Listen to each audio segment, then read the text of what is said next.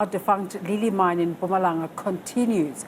5 years since the disaster at the mine, attempts to reopen the mine or acquire it have hit one snag after another. For more on the latest, we're joined live from Johannesburg by Neil Herrick, the CEO of Arqomanzi, one of the companies which has been trying to acquire and reopen Lily mine. A very good morning to you. Thank you so much for making the time. What's the latest regarding plans to acquire or reopen Lily mine?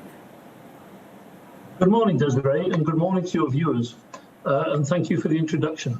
Arqomanzi is the largest creditor of the companies that are in business rescue and is the leading bidder to rescue the three mines.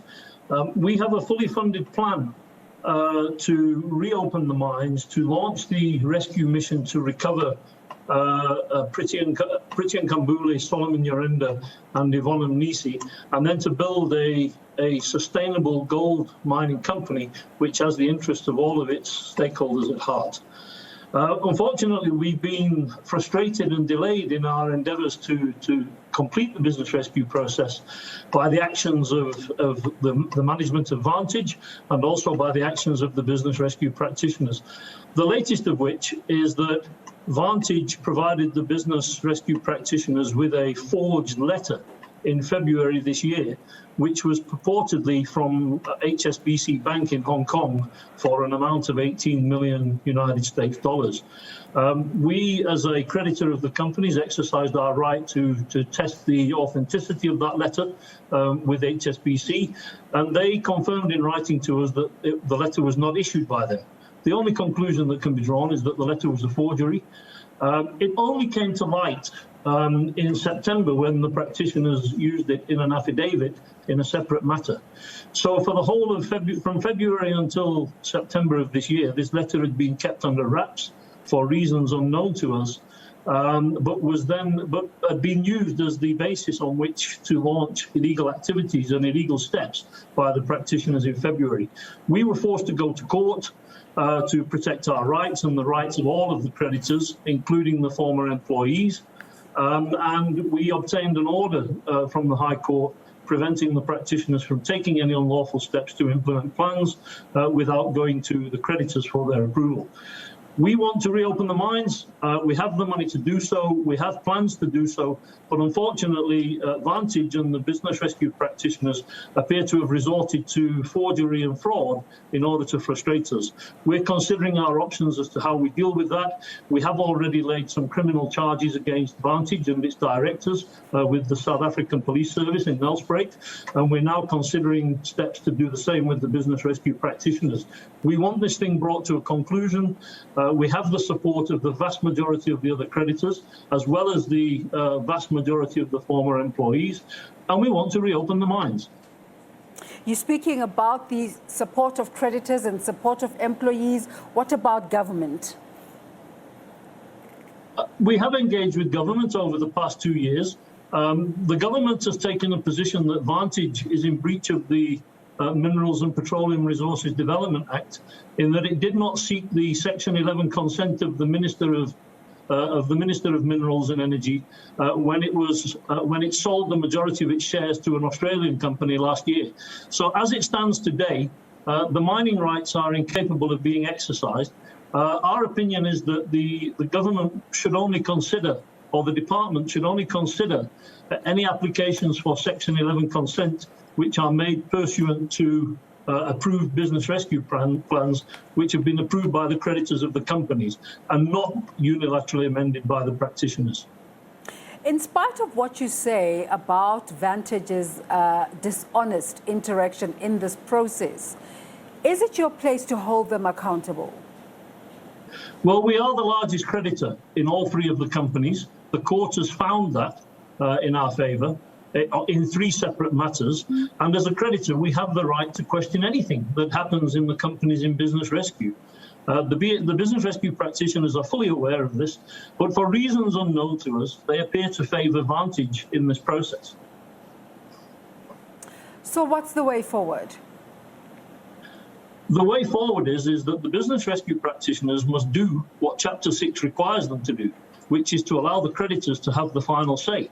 We think that it's quite ironic that the individuals in the form of the business rescue practitioners who are appointed as officers of the court to act in the best interest of the companies and the creditors now appear to want to delay what the Act requires them to do. We do not understand their reasons for wanting to do this. We hope that they will come clean at some point in time with the reasons why they do this. And we just want them to do what they're supposed to do: publish the amended business rescue plans, convene the meetings of creditors, and let the creditors vote. That's what Chapter 6 of the Companies Act requires them to do. Neil, you were talking about the support of employees earlier. What happened to the workers who used to work at the Lily mine, and what's the impact of these glitches on them? In February, it will be 6 years since the disaster at Lily mine took place. In the past 8 months, we've been engaging with Nkosi Tikonteli Dlamini in his capacity as the leader of the Lomshio Traditional Authority. We were invited by Nkosi Dlamini earlier this year to address the former employees at the Royal Kraal.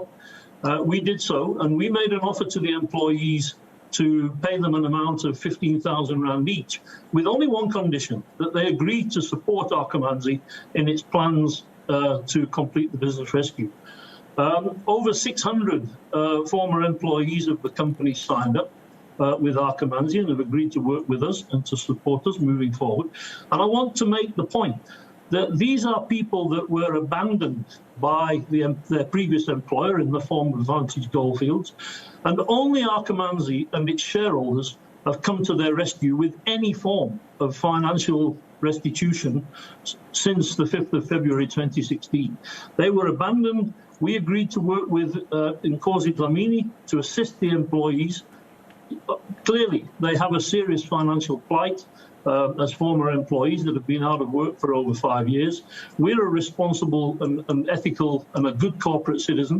And at the request of Chief Dlamini, we engaged with the employees, and we paid out over 11 million rand to former employees to assist them while the business rescue practitioners and Vantage continue to delay this business rescue process. So just looking ahead to the future as Arqomanzi, what opportunities do you think are still available for Lily mine? If the mine was to reopen, what will be your plan and re-employment of former miners? Is this a possibility? Our intention is to immediately start redeveloping the underground operations at Lily mine. Our first objective and our primary commitment to Nkosi Dlamini is that we are going to launch the mission to try and recover the container with the 3 missing employees that was consumed into the collapse over 5 years ago. That's our first objective. While we're doing that, we will continue with the redevelopment of the underground gold resource at the mine, and we want to create a reputable and sustainable gold mining business out of Lily mine and also out of the Barbrook mine. So how healthy is the process of consultation between Arqomanzi and the business rescue practitioners as we speak? The business rescue practitioners choose to ignore the largest creditor of the 3 companies in business rescue, and all the evidence that we have at our disposal tells us that they favour Vantage Goldfields. We do not understand why. They've admitted in court documents that Vantage does not have money. It's now blatantly obvious to them that Vantage gave them a forged and therefore fraudulent letter to try and substantiate its proposal that it tried to launch and that they tried to implement in February this year. The practitioners need to come to the party in the interest of the creditors and, at the end of the day, in the interest of South Africa. This is an issue of national importance.